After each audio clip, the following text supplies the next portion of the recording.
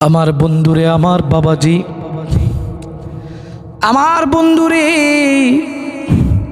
সম্প্রতি একটা ঘটনা দেখলাম।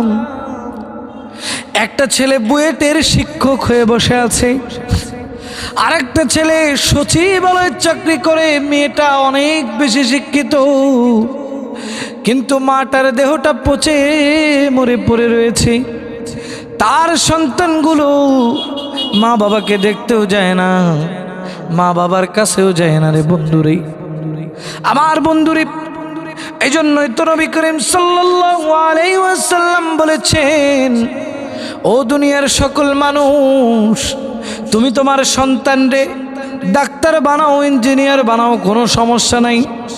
আমার বাবাজিরে, আপনি আপনার সন্তানকে ডাক্তার, ইঞ্জিনিয়ার, সমগ্র কিছু বানান, কোনো সমস্যা নাই।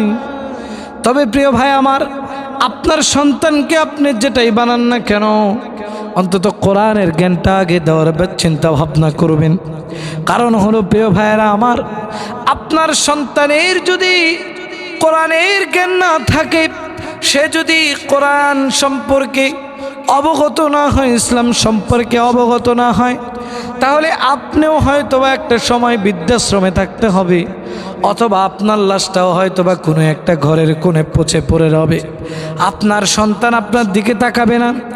আরে বন্ধুরে, একটাবার চিন্তা করে দেখেন, সেই মা কত হতভাগিনী মা, যেই মা তার সন্তানকে সচিব বানালো, তার সন্তানকে বিরাট বিরাট অফিসার বানালো, শিক্ষক বানালো, কিন্তু তার একটা সন্তান যদি কোরআনের হাফেজ হতো, তার একটা সন্তান যদি মসজিদের ইমাম হতো, তাহলে জীবনেও এরকম ঘটনা আর শোনা লাগতো না।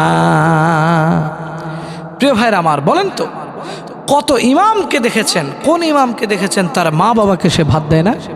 একটা ইমামের বেতন 5 থেকে 6 হাজার টাকা নির্ধারণ করেছে বর্তমানে এই নিকৃষ্ট সমাজ। সেই বেতনের মধ্যে থেকে তার বাবা মাকে নিয়ে কত সুন্দর সাবলীলভাবে তারা জীবন যাপন করছে। আর চিন্তা করে দেখেন, লক্ষাধিক টাকা বেতন, আহারে কত বড় একজন অফিসের সচিব, আহারে কত বিরাট বুয়েটের একজন শিক্ষক, তার মা একটা শুকনো কুঠিরের ভিতরে মরে পচে, লাশও পচে গেল, তারপরেও তার খোঁজ খবর নিচ্ছে না। আহারে, এজন্য নবী আকরাম সাল্লাল্লাহু আলাইহি ওয়াসাল্লাম বলেছেন, ইসলামের জ্ঞানটা আপনার সন্তানকে আগে দিতে হবে। আপনার সন্তানকে আগে ইসলামের দিক নির্দেশনাগুলো ভালোভাবে বুঝাইতে হবে, এরপরে আপনি ডাক্তার বানান, ইঞ্জিনিয়ার বানান। সমস্ত কিছুর দরকার আমাদের এদেশে আছে না নাই বলেন? প্রিয় ভাইরা আমার, এজন্য আপনার একটা সন্তান হাফেজ হোক। আপনি কি চান কি চান না বলেন?